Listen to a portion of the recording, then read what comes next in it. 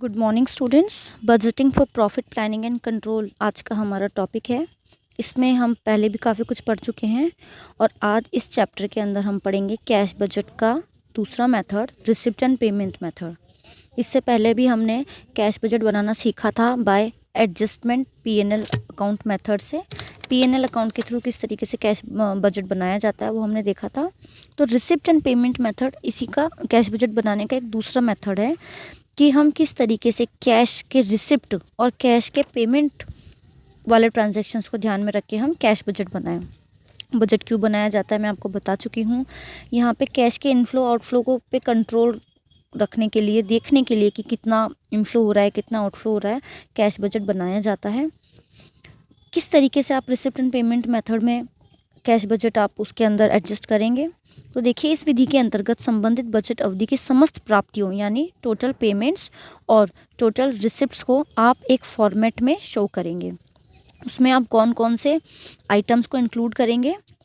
First जो है आपका प्रारंभिक रोकड़ व बैंक शेष, opening cash and bank balance शुरुआत करेंगे।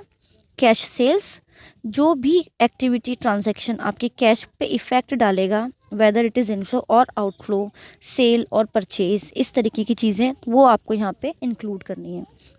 आगे की देखिए, इसमें देनदारियों से प्राप्तियाँ, रिसिप्ट फ्रॉम डेटर्स, डेटर्स आपको पैसा देते हैं तो आता है पैसा, बिल्स रिसीवेबल पैसा आता है, इंटरेस्ट आपने ब्याज प्राप्त किया है किसी भी लोन पे या एडवांस किया गया, इंटरेस्ट रिसीव, डिविडेंड आपको मिलता है, आप कोई फिक्स एसेट को सेल करते हैं उसका पैसा आता है, या और किसी मेथड से अगर आपके पास पैसा आता है तो वो यहाँ पे इंक्लूड होगा।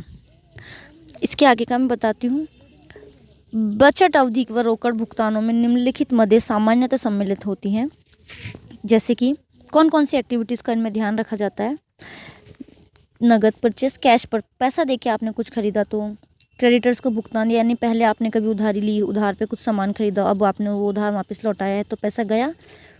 देय बिलों का भुगतान, बिल्स पेबल, कर्मचारियों के वेतन मजदूरी आदि का भुगतान, जो भी पेमेंट आप कर रहे हैं, सैलरी वेजेस एक्सेट्रा, कोई लोन आप रीपे कर रहे हैं, इंटरेस्ट दे रहे हैं, कोई फिक्स्ड एसेट परचेज कर रहे हैं आप तो आपको पैसा दे के परचेज करेंगे तो पैसा जाएगा। और कोई लाइबिलिटी है, कोई कर दायित्व आप चुका रहे हैं, टैक्स लाइबिलिटी आप चुका रहे हैं तो वो आ जाता है इसमें। यानी कुल मिला के अदर सन्ड्री पेमेंट्स, कारखाना प्रशासनिक व्यय, या इनको किसी को भी आप भुगतान करते हैं, research and development related expenses, administrative expenses, factory expenses, तो जो भी पेमेंट्स आप कर रहे हैं वो यहाँ पे कंसिडर होंगे। जिसमें पैसा हाथ से निकल के जा रहा है, कैश आपके पास है, वहाँ पे आप इन चीज़ों को कंसिडर करेंगे। और वो एक्टिविटी जिनसे पैसा आ रहा है उनको आप रिसिप्ट वाले कॉलम में कंसिडर करेंगे। तो अब देखिए, क्वेश्चन के थ्रू समझते हैं हम किस तरीके से फॉर्मेट बनाया जाता है। वैसे जो बजट्स का फॉर्मेट है वो नॉर्मल फॉर्मेट है, पर्टिकुलर और अमाउंट का कॉलम मैंने आपको बताया कैश बजट का। देखिए क्वेश्चन, देखिए क्वेश्चन एबीसी कंपनी लिमिटेड का दे रखा है। ABC company wishes to arrange overdraft facilities with its banker during the period from April 12 to June 2012। अच्छा देखिए, बैंक को जब ओवरड्राफ्ट, कंपनी को जब बैंक से ओवरड्राफ्ट लेना होता है तो भी कंपनी, तो बैंक क्या करती है, उसका कैश बजट देख के, उसका कैश इनफ्लो आउटफ्लो देख कर भी उनको अलाउ करती है कितना लोन दिया जाएगा। तो इसलिए भी कैश बजट बनाया जाता है। तो आपको कैश बजट बनाने के लिए बोला है ABC कंपनी का फरवरी टू जून आपको इन 5 मंथ्स की सेल्स, परचेज और वेजेस दे रखी है। अब सेल्स तो है आपके रिसिप्ट, परचेजेज है आपका पेमेंट, और वेजेस भी है यहाँ पे आपका पेमेंट। क्वेश्चन का बाकी पार्ट कह रहा है 50% of the sales are realised in the month following the month sale and the remaining 50% in the second month following the month of sales. यानी कि जो हमारी सेल्स हुई है उसका 50% तो अगले महीने मिलेगा और बचा हुआ 50% उसके अगले महीने में आपको मिलेगा। ठीक है, तो आपको जितना मिला है उतना ही आप एक मंथ में कंसिडर करेंगे। Third point, creditors for purchases are paid in the month following the month of purchase. यानी जो जिनका आपको भुगतान करना था, जिन लेनदारों को आपको पैसा देना था, तो खरीदारी के अगले महीने में ही आपने उनका भुगतान कर दिया। जैसे कि जनवरी में खरीद किया तो फरवरी में आपने उनका पेमेंट कर दिया। फोर्थ है कैश एट, आपका बैंक बैलेंस है यहाँ पे 2500 रुपये। आपको यहाँ पे कैश बजट बनाना है। क्वेश्चन आपने देख लिया। अब ये देखिए, ABC कंपनी है, कैश बजट बना रहे हैं आप अप्रैल से जून तक, यानी अप्रैल मई जून तिमाही के लिए बनाना है आपको। यहाँ देखिए क्वेश्चन में बोला था आपको ये तिमाही के लिए आपको बनाना है, अप्रैल से जून की अवधि के लिए 3 महीने के लिए आपको मैं क्वेश्चन के स्टार्टिंग में दे रखा है अप्रैल से जून, तो आपको अप्रैल से जून वाले डाटा यहाँ पे कंसिडर करने हैं। इन पॉइंट्स का ध्यान रखिएगा। जो बोला है जो बिक्री हुई है, बिक्री वाले महीने से अगले महीने में 50% और उसके अगले महीने में 50% का पेमेंट हुआ है। तो आपको ऐसे ध्यान रखना है कि जनवरी है तो जनवरी का पेमेंट फरवरी में और आधा % यहाँ पे मार्च में। तो आपके जो अप्रैल मई जून में जो आपके आ रहे हैं पेमेंट और रिसिप्ट, वो भी आप यहाँ पे कंसिडर करेंगे। शुरुआत हम करेंगे अप्रैल मई जून, क्योंकि अमाउंट के 3 कॉलम बनाने पड़ेंगे आपको, क्योंकि यहाँ पे 3 महीने हैं आपके पास, पर्टिकुलर्स और 3 अमाउंट के कॉलम। शुरुआत करेंगे हम opening cash at bank balance, जो कि 2500 रुपये आपको दे रखा था यहाँ पे मई का। ठीक है, आपने लिख लिया। मई का आपको दे रखा था, अप्रैल का दे रखा था, सॉरी, यहाँ पे आपको 1/4/2012 का। अब आपको आगे का नहीं पता, मई का नहीं पता, तो वो हम बाद में कैलकुलेट किस तरीके से करेंगे मैं आपको बताती हूँ। अब देखिए, उसके बाद हम एक रिसिप्ट लिखेंगे हेडिंग, और उसके बाद हम रिसिप्ट लिखने के बाद कुछ स्पेस छोड़ देंगे। और हम, क्योंकि ये क्वेश्चन छोटा है तो यहाँ पे कम स्पेस है, लेकिन क्वेश्चन अगर बड़ा हो तो आप थोड़ी सफिशिएंट अमाउंट ऑफ स्पेस छोड़िए और थोड़ी सी नीचे आप पेमेंट्स की हेडिंग डाल दीजिए। फिर आपको जो पेमेंट्स है, यानी जो पैसा आ रहा है, अब ये क्वेश्चन बड़ा नहीं है, जब मैं नेक्स्ट क्वेश्चन आपको बताऊँगी तब आपके पास ट्रांजेक्शन्स ज़्यादा होंगे, तो आपको पता चलेगा। यहाँ पे जो रिसिप्ट हो रही है वो हमें केवल डेटर्स से हो रही है, और जो पेमेंट कर रहे हैं वो हम केवल क्रेडिटर्स को कर रहे हैं, यानी जिनको हमने उधार दिया है हमें वो पैसा दे रहे हैं, और जिनसे हमने उधार लिया है हम उनको पैसा दे रहे हैं, क्योंकि हमने परचेज़ करी है तो उनको चुकाया भी है, और हमने सेल करी है तो हमने प्राप्त भी किया है। तो यहाँ पे 2-3 ट्रांजेक्शन से, एक तो आपको डेटर से पैसा मिलेगा, क्रेडिटर्स को आप पेमेंट करोगे जिनसे आपने उधार लिया है, और आप वेजेस का भुगतान करोगे। तो ये 3 चीज़ें हैं। तो ये किस तरीके से कैलकुलेट होंगी, देखिए क्वेश्चन में बोला था कि बिक्री से रिलेटेड, पहले मैं आपको बात बताऊं, बिक्री के लिए ये बोला गया था, जैसे फॉर एग्जांपल अप्रैल में सेल हो रही है तो 50% तो मई में पेमेंट करेंगे और 50% हम जून में पे करेंगे। उसी तरीके से जो क्वेश्चन हमें यहाँ पे दे रखा है, मैं क्वेश्चन आपको दिखाती हूँ एक बार। हमें दे रखा है फरवरी से, इसका मतलब फरवरी में जो सेल्स हमने करी हैं उसका 50% तो हमें मार्च में मिला है और 50% हमें यहाँ पे अप्रैल में। देखिए इस 18,000 का 50% तो हमें मार्च में मिला है यहाँ पे मार्च में, और 50% हमें अप्रैल में मिला है। और क्योंकि हम अप्रैल का बना रहे हैं और 50% फरवरी का हमें अप्रैल में मिला है, तो हमें इन चीज़ों को भी कंसिडर करना है। उसी तरीके से नेक्स्ट मंथ का मैं आपको दिखाऊं, मार्च की सेल्स की अगर हम बात करें तो मार्च की जो सेल्स का पैसा है हमें आधा तो मिला है अप्रैल में और आधा मिला है मई में। इस तरीके से अप्रैल से पहले के महीने भी अप्रैल मई जून पर रिसिप्ट और पेमेंट को लेके प्रभाव डालेंगे। तो इन प्रभाव का आप ध्यान रखना और वर्किंग नोट्स में आप इनको शो करके आइएगा। उसी तरीके से जो यहाँ पे थर्ड पॉइंट है आपका, वो भी आपको ये कह रहा है जो क्रेडिटर से आपको मिला है वो खरीदने के अगले महीने आपने उनका भुगतान कर दिया है। तो जैसे फिर एक बार क्वेश्चन की तरफ लेके चलती हूँ, जैसे आपने परचेजेस करी है यहाँ पे फरवरी की, तो फरवरी का पेमेंट कब किया, मार्च में, मार्च का कब किया, अप्रैल में, अप्रैल का कब किया, मई में।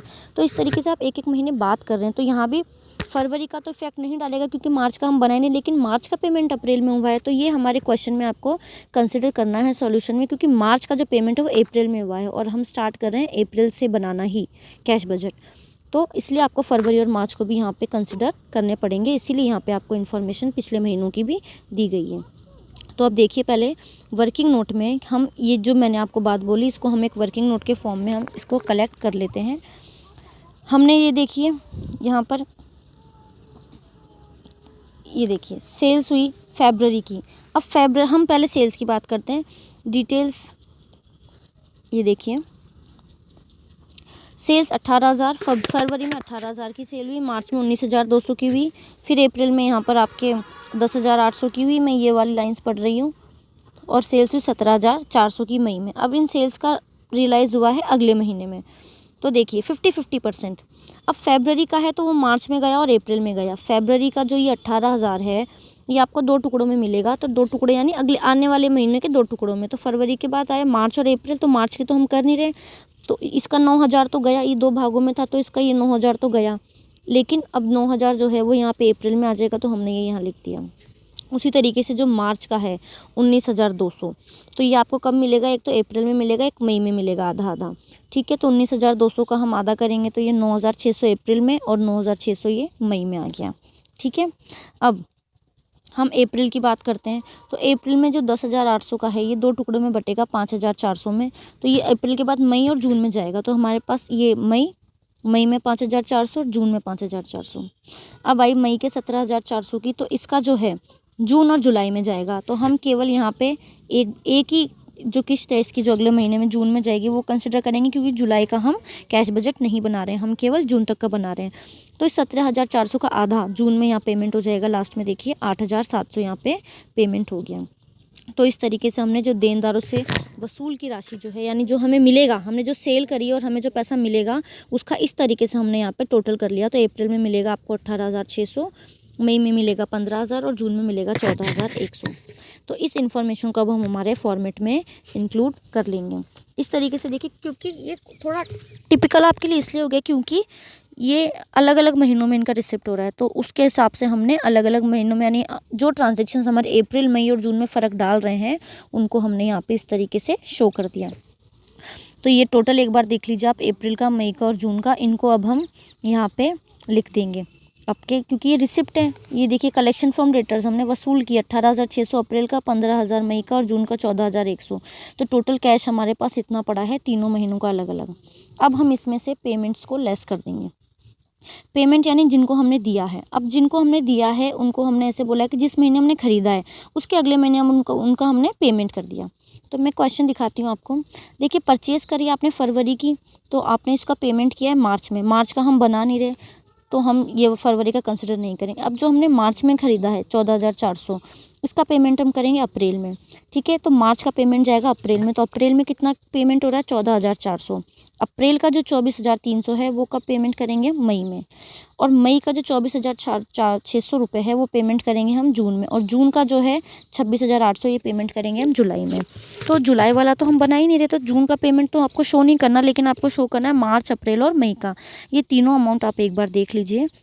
अब मैं इनको आपको सॉल्यूशन में दिखाती हूँ। ये देखिए, यहाँ पे क्रेडिटर्स का पेमेंट हो गया। क्रेडिटर्स फॉर गुड्स का 14,400, 24,300 और 24,600। ठीक है, ये आपको केवल रिसिप्ट एंड पेमेंट से रिलेटेड दो इन्फॉर्मेशन थी, डेटर्स और क्रेडिटर्स की, वो आपने यहाँ पे शो कर दी। उसके बाद एक तीसरी चीज़ और थी, वेजेस। वेजेस के लिए देखिए कुछ भी इन्फॉर्मेशन नहीं दी कि कब दी गई, कि पहले दी गई कि बाद में दी गई।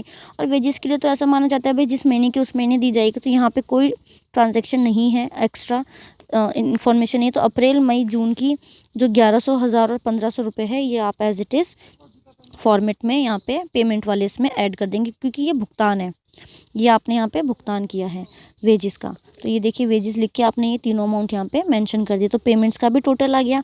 फिर जब आप टोटल कैश यानी रिसिप्ट्स में से टोटल पेमेंट्स माइनस कर देंगे, तो जो अमाउंट आएगा वो आपका क्लोजिंग बैलेंस ऑफ कैश होगा। तो यहाँ पे देख लिया, अब अप्रैल का तो आया 5,600 लिख लिया आपने। अब देखिए, हमने जब क्वेश्चन स्टार्ट किया था तो हमने ओपनिंग कैश बैलेंस हमें सिर्फ 2,500 अप्रैल का दे रखा था। उस टाइम हमें ये दोनों अमाउंट पता नहीं थे। ये अमाउंट कैसे आए? देखिए, अप्रैल का जो क्लोजिंग कैश बैलेंस है 5,600, वही मई का ओपनिंग कैश बैलेंस बनेगा, जो हमने लिख दिया। अब मई का जो ये देखिए माइनस में 4,700 जो क्लोजिंग बैलेंस है मई का, वही जून का यहाँ पे आपका ओपनिंग बैलेंस बनेगा। तो देखिए, हमने मई के माइनस का 4,700 लिख दिया। बाकी के जो ट्रांजेक्शन है वो सब अपनी अपनी जगह हमने कर दिए, बस हमने ये दो अमाउंट खाली छोड़ दी थी, क्योंकि हमें ये पता नहीं थे। अप्रैल क्लोज होगा तो मई ओपन होगा, मई क्लोज होगा तो जून ओपन होगा। इस तरीके से जब हमने फाइनल जून का निकाला तो -16,700 रुपये हमारे पास आया, यानी हमारे पास जो कैश है वो माइनस में है 16,700। इस तरीके से कैश बैलेंस कैश बजट आपका बनाया जाता है। ओपनिंग बैलेंस से शुरुआत करते हुए जो भी पैसा आया, आप रिसिप्ट एक तरफ लिख लीजिए, स्टार्टिंग में उनका टोटल कर लीजिए, फिर आप पेमेंट्स एक साथ लिख के उनके टोटल कर लीजिए, फिर लास्ट में आप रिसिप्ट एंड पेमेंट को, रिसिप्ट में से पेमेंट माइनस कर दीजिए, यानी भुगतान आप प्राप्ति में से भुगतान माइनस कर देंगे, तो आपको जो है क्लोजिंग कैश बैलेंस मिल जाएगा। क्योंकि ओपनिंग तो आपके पास है, आपको क्लोजिंग कैलकुलेट करना है, तो इस तरीके से माइनस करने के बाद आपको क्लोजिंग कैश बैलेंस मिल जाएगा। और जो इस महीने का क्लोजिंग है वो अगले महीने का ओपनिंग बन जाएगा, फिर वो जो अगले महीने का क्लोजिंग है वो उसके नेक्स्ट मंथ का ओपनिंग बन जाएगा। इस तरीके से आपको सारे डाटा मिल जाएंगे। ठीक है, तो आज हमने कैश बजट बनाना सीखा through receipt and payment method.